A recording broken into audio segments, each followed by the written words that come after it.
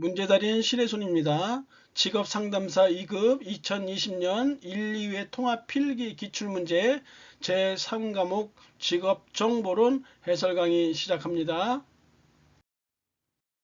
41번 실업급여 중 취업촉진수당이 아닌 것은 나와 있는데, 실업급여는 구직급여와 취업촉진수당으로 구성되어 있다. 이렇게. 그래서 우리가 흔히 실업급여는 구직급여 취업촉진수당 해서 구치 이렇게 구성되어 있다고 보는데, 외우기 편하죠? 실업, 돈 못 벌어, 양치질 못해, 구치, 입냄새 쩔어, 이렇게 할 수 있겠죠. 그리고 취업촉진수당은 다시 네 가지로 나눠지는데, 조기 재취업수당, 직업능력 개발수당, 광역구직활동비, 그리고 이주비, 조직광희, 조기 재취업수당, 직업능력개발수당, 광역구직활동비, 이주비로 구성되어 있다. 그래서 정답은 3번이요. 42번 성인 대상 심리검사 중 무엇이냐 했는데, 검사 대상 주요 내용을 보시면 개인의 흥미, 유형 및 적합 직업 탐색돼 있어요. 그래서 흥미, 유형을 검사하는 거 직업 선호도 검사 BPI라고 해요. 정답은 일단 3번은 나올 텐데, S형이 뭐냐 하면 S형은 쇼트의 약자예요. 그래서 시간이 없는 사람들에게 흥미검사만 실시하는 거예요. 흥미검사. 이 흥미검사에 우리가 홀랜드가 제시했던 현실형, 탐구형, 예술형, 사회형, 진취형, 관습형, 현탐의 사진관, 이걸 검사하는 거고, 시간이 좀 어느 정도 있는 사람은 좀 더 자세하게 해야 되겠죠. 그래서 L형이에요. 그래서 L형 검사는 첫 번째 흥미검사, 두 번째 성격검사, 세 번째 생활사 검사, 이렇게 하는데, 성격검사는 빅5 검사, 빅5라고 해서 성격 5요인 검사라고도 해요. 빅5 검사라고 해서 외향성, 호감성, 성실성, 정서적 불안정성, 경험에 대한 개방성, 외향성, 호감성, 성실성, 정서적 불안정성, 경험에 대한 개방성, 외호 성정경 2차 시험 주관식에 출제된 바 있었고요. 생활사 검사는 대인관계 지향, 그리고 독립심, 가족 친화, 야망, 학업 성취, 예술성, 운동선호, 종교성, 직무만족. 대인관계 지향, 독립심, 가족 친화, 야망, 학업 성취, 예술성, 운동선호, 종교성, 직무만족 등을 이렇게 검사한다. 대독가야 학예운종직, 이렇게 처리하는 거예요. 그래서 정답 3번이고요. 43번 내용 분석법을 통해서 직업 정보를 수집할 때 장점이 아닌 것 했는데, 직업 정보 수집은 세 가지로 나눠져요. 첫 번째가 면접법, 두 번째가 설문지법, 다른 말로는 질문지법이라고도 해요. 세 번째가 내용 분석법이에요. 면접법, 설문지 또는 질문지법, 내용 분석법, 이렇게 얘기를 하는데, 면접과 설문지는 잘 아시고, 내용 분석법이 뭐냐 하면 시중에 기존에 나와 있는 문헌들을 토대로 해서, 참고로 해서 직업 정보를 수집하는 것이에요. 하니까 보기 2번에 장기간의 종단 연구가 가능하죠. 필요한 경우 재조사 가능하고 소급조사 가능하다. 하지만 보기 1번에 정보 제공자의 반응성이 높진 않다라는 거예요. 44번 직업정보 찾기 중 조건별 검색의 검색 항목으로 옳은 것은 무엇이냐 나와 있는데 정답은 평균 연봉이에요. 평균 연봉과 직업 전망이다. 평균 연봉은 3천만 원 미만 또는 3천에서 4천만 원 미만, 4천에서 5천만 미만, 그리고 마지막으로 5천만 원 이상 이렇게 구성이 되어 있고 직업 전망은 매우 밝음 상위 10% 이상이죠. 그 다음에 밝음 상위 20% 이상, 그 다음 보통 중간 이상을 얘기하는 거고요. 전망이 안 좋음 감소 예상 직업을 나타낸다. 직업 전망은 매우 밝음 상위 10% 이상, 그 다음에 밝음 상위 20% 이상, 그 다음에 보통 중간 이상이고, 그 다음에 전망 안 좋음 감소 예상 직업 이렇게 구성되어져 있다. 답은 3번이요. 45번 포괄적인 업무에 대한 직업분류 원칙에 해당하지 않는 건 나와 있는데 직업분류 원칙은 상당히 중요해요. 직업분류의 원칙은 크게 세 가지로 나눠지는데 첫 번째는 일반 원칙이에요. 직업분류의 일반 원칙. 직업분류 일반 원칙.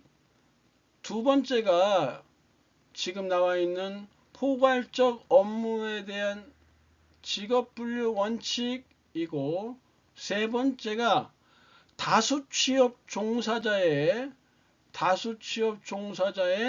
분류 원칙이에요. 다수취업 종사자의 분류 원칙. 1번, 2번, 3번 모두 주관식에도 엄청나게 많이 나왔던 거고요. 특히 오늘 처리할 2번, 두 번째 포괄적 업무에 대한 직업분류 원칙은 20년도 주관식에 6점짜리로 출제되어진 바 있다. 포괄적 업무에 대한 직업분류 원칙은 1번에 주된 직무 우선의 원칙, 그 다음에 2번에 최상급 직능 수준 우선의 원칙, 그 다음에 생산 업무 우선의 원칙 해서 포주최생 이렇게 외워요. 포괄적 업무에 대한 직업분류 원칙은 포주최생, 주된 직무 우선의 원칙, 주관식으로는 수행되는 직무 내용과 분류 항목의 직무 내용을 비교하여 직무 내용상 상관성이 많은 항목에 분류한다. 주된 직무 우선의 원칙, 수행되는 직무 내용과 분류 항목의 직무 내용을 비교하여 직무 내용상 상관성이 많은 항목에 분류한다.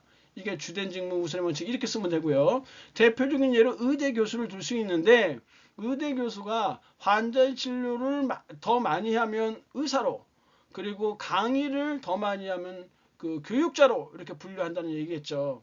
두 번째, 최상급 직능 수준 우선의 원칙은 수행된 직무가 상이한 수준의 훈련과 경험을 통해서 얻어지는 직무 능력을 필요로 한다면 가장 높은 수준의 직무 능력을 필요로 하는 일에 분류한다. 다시 한번, 수행된 직무가 상이한 수준의 훈련과 경험을 통해서 얻어지는 직무 능력을 필요로 한다면 가장 높은 수준의 직무 능력을 필요로 하는 일에 분류한다.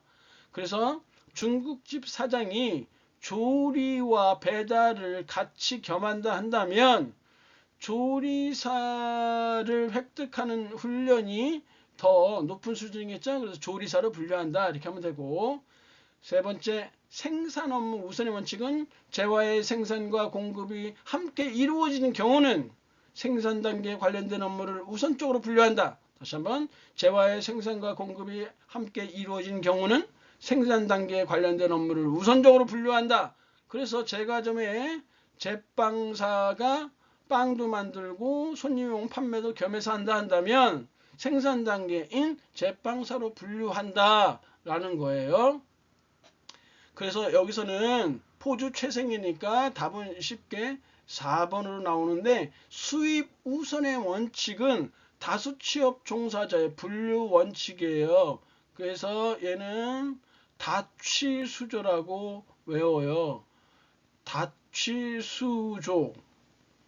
다수 취업 종사자의 분류 원칙, 취업 시간 우선의 원칙, 수입 우선의 원칙, 조사 시점 최근의 그 직업 원칙, 다취수조 이런 식으로 외운다.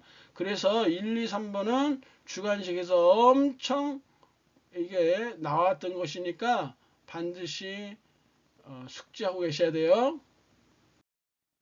46번 직업안정기관의 장이 수집 제공하여야 할 고용정보에 해당하지 않는 거, 이건 1번이에요. 직무 분석의 방법과 절차는 직무 분석가가 해야 되겠죠?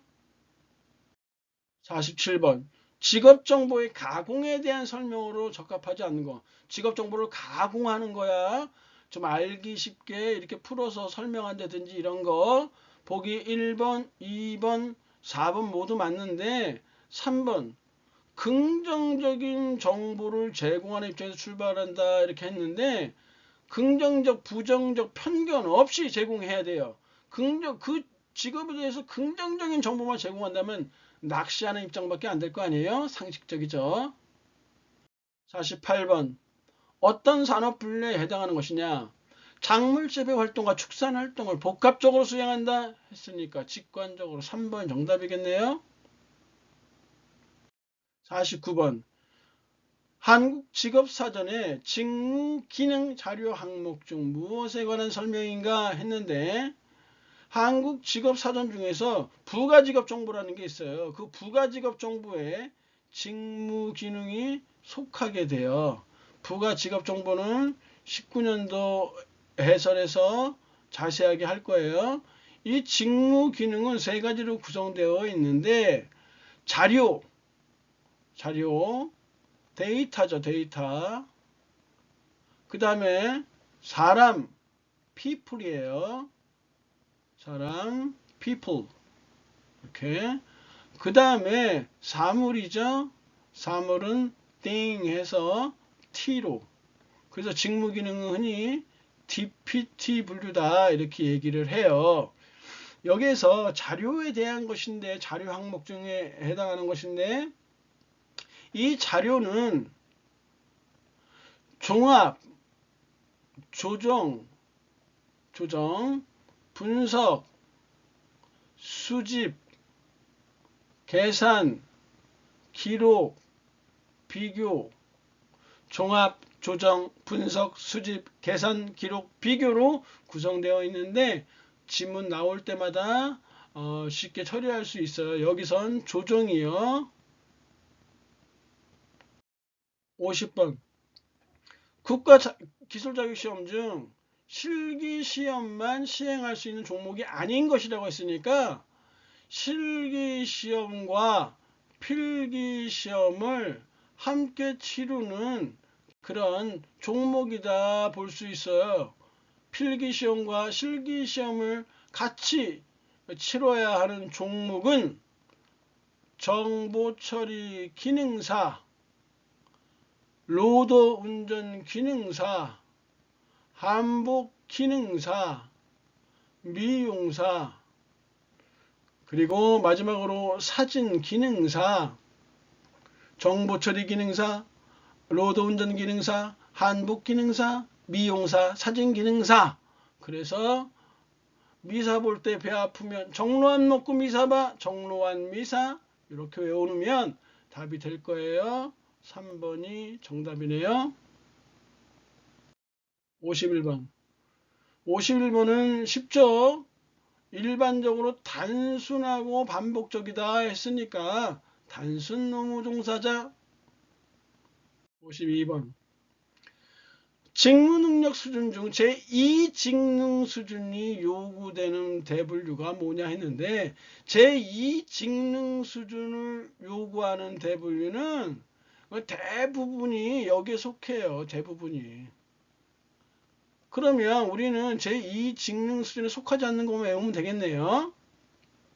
지금 1번에 보기 1번과 2번 관리자나 전문가 및 관련 종사자는 제4직능 또는 제3직능 수준을 필요로 한다. 그 다음에 보기 3번에 있는 단순 노무 종사자는 이름에서 알 수 있듯이 제1직능 수준을 요구한다. 하나 군인이 남았는데, 군인은 예전에는 직무능력 수준과 무관하다 했었는데 바뀌었어요. 어떻게 바뀌었냐? 제2직능 수준, 제2직능 수준 이상을 필요로 한다. 이상이란 말이 들어갔어요. 다른 거하고 달라요.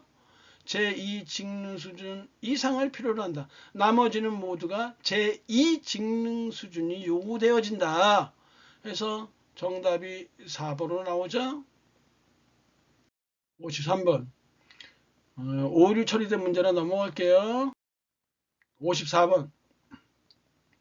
산업분류 적용 원칙에 관한 설명. 산업분류 적용 원칙은 5개를 알아두셔야 되고 5개 중에서 마음에 드는 걸로 3개를 철저하게 외우셔야 돼요. 왜냐하면 2차 시험 문제에 3개 쓰는 게 나온 적이 있었거든요. 산업분류 적용 원칙은 생, 복, 산, 수, 공 이렇게 외워두세요. 생복, 산수공. 산업분류 적용 원칙 생복, 산수공. 생 1번에 나와 있네요. 생산 단위는 산출물뿐만 아니라 투입물과 생산 공정 등을 고려해서 그들의 활동을 가장 정확하게 설명한 항목에 분류한다. 이렇게 쓰시면 되는데, 보기 1번에 지금 나와 있는 이 내용은 단독적으로 주관식이 출제된 바도 있어요. 두 번째 생복산수군의 복은 복합적인 활동 단위는 우선적으로 최상급 분류 단계, 즉 대분류를 정확히 결정하고 순차적으로 중, 소, 세, 세세 분류 단계 항목을 결정해야 한다. 복합적인 활동 단위는 우선적으로 최상급 분류 단계를 정확히 결정하고 순차적으로 중, 소, 세, 세세 분류 단계 항목을 결정해야 한다. 최상급 분류 단계는 다른 말로 대분류라고도 해요. 그 다음에 산은 보기 3번에 나와 있어요. 산업활동이 결합되어 있는 경우에는 그 활동 단위의 주된 활동에 따라 분류한다. 수는 수수료 또는 계약에 의해 활동을 수행하는 단위는 동일한 산업활동을 자기 계정과 자기 책임 하에서 생산하는 단위와 같은 항목에 분류한다. 다시 한번. 수수료 또는 계약에 의해 활동을 수행하는 단위는 동일한 산업활동을 자기 계정과 자기 책임하에서 생산하는 단위와 같은 항목에 분류한다. 마지막 공은 보기 4번에 나와 있네요. 공식적, 비공식적 생산물, 합법적, 불법적인 생산물은 달리 분류하지 않는다예요. 이거 전 문제 잘 나와요. 그래서 산업분류 적용원칙, 생복, 산수공. 답은 2번으로 나오네요. 55번. 국가기술 자격 산업기사의 응시 요건으로 틀린 것은 무엇이냐 했는데, 산업기사는 우리가 흔히 말하는 그냥 전문대 이렇게 보시면 돼요. 2, 3년제 전문대. 이 산업기사 위에 나오는 기사는 4년제 이렇게 보시면 돼요. 그러니까 보기 1번에 응시하려는 종목이 속하는 동일 및 유사 직무 분야에서 1년 이상 아니죠. 전문대 나온 애들하고 좀 비슷해야죠. 2년 이상 실무에 종사한 사람이에요. 보기 2번 되죠. 보기 3번 되고 보기 4번 역시 마찬가지 되고요. 1번이 틀렸어요. 단지 산업기사 밑에 있는 기능장 자격을 기능사 자격을 가지고 있다. 산업기사 밑에 있는 기능사 자격을 갖추고 있으면 이렇게 실무 분야에서 1년 이상만 이렇게 실무에 종사한 사람이면 기능사 자격이 있으니까 이거 1년 먹어주고 1년만 실무에 종사하면 된다는 것이죠. 56번. 직업정보 분석에 관한 설명으로 틀린 것은 상식적인 문제예요. 보기 1번에 직업정보는 직업 전문가에 의해 분석되어 당연하냐? 그죠? 2번 수집된 정보에 대해서 최신의 객관적이고 정확한 자료를 선정한다. 당연하죠? 3번에 동일한 정보를 할지라도 다각적인 분석을 시도한다. 당연하죠, 이거? 4번에 직업정보원과 그 제공원에 대한 정보는 알 필요가 없다 했는데 직업정보원과 제공 출처에 대해서 알아야 신뢰성이 있을 거 아니겠어요? 당연한 상식적인 문제예요. 4번이 정답이네요. 57번 직업능력개발훈련시설을 설치할 수 있는 공공단체 3개 딱 있어요. 한국산업인력공단, 한국장애인고용공단, 근로복지공단, 2번에 안전보건공단은 아니다. 3개를 딱 외워두세요. 58번은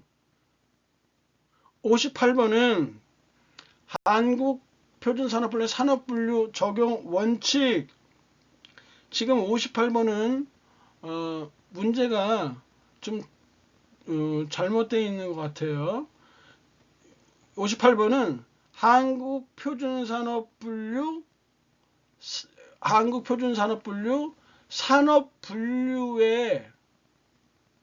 산업분류에 관한 설명으로 틀린 것은 이렇게 고쳐야 되겠네요. 문제 잘못 나와 있네요. 제10차 한국표준산업분류의 산업분류에 관한 설명으로 적용 원칙은 아까 했잖아요. 산업분류에 관한 설명으로 틀린 것은 보기 1번 맞고 보기 2번 맞고 그리고 보기 4번도 맞는데 보기 3번 산업활동 범위에는 가정 내 가사활동은 포함되지 않는다. 이게 맞는 거예요. 그리고 보기 1번에 산업의 정의, 보기 2번에 산업활동의 정의, 2차 주관식 실무에서 나왔던 거고, 그리고 보기 4번의 산업분류는 20년도 주관식 3점짜리로 나왔던 거예요. 그거 알아두시기 바래요. 59번 자연계열에 해당하지 않는 것. 자연계열이라는 거는 주로 이학계열, 과학이나 수학 같은 거 순수과학에 해당되는 거고요. 안경광학과는 공학계열이다. 60번 한국직업전망에서 제공하는 정보에 대한 설명으로 틀린 거. 2번에 관련 학과는 일반적 입지 조건을 고려해요. 대학에 개설된 대표 학과 명만, 항상 뭐뭐만 하면 좀 합리적인 의심이 필요하다고 했었죠. 100% 절대적인 건 아니고요.